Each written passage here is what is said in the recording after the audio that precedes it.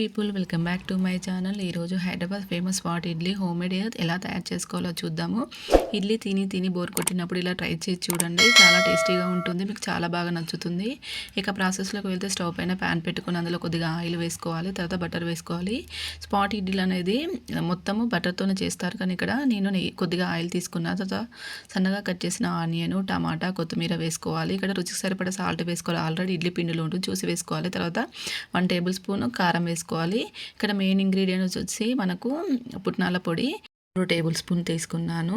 దీన్ని 4 ఈక్వల్ పార్ట్స్గా డివైడ్ చేసి మనం ఉంచుకోవాలి. తర్వాత దీనిపైన బటర్ అనేది అప్లై చేసుకోవాలి. ఒక్కొక్క దానిపైన మనం ఒక్కొక్క దానిపై వేసుకున్న తర్వాత ఒక పెద్ద గరిటెడ్ అయితే ఇడ్లీ పిండి అనేది ఒక్కో దానిపైన అయితే మనం వేసుకోవాలి.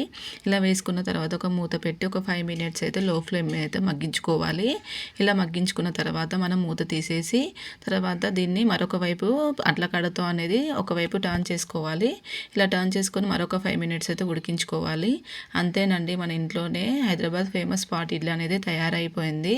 మీరు కనుక నా ఛానల్లో మొదటిసారిగా చూసినట్లయితే సబ్స్క్రైబ్ చేసుకోండి, లైక్ చేయండి. Thank you for watching.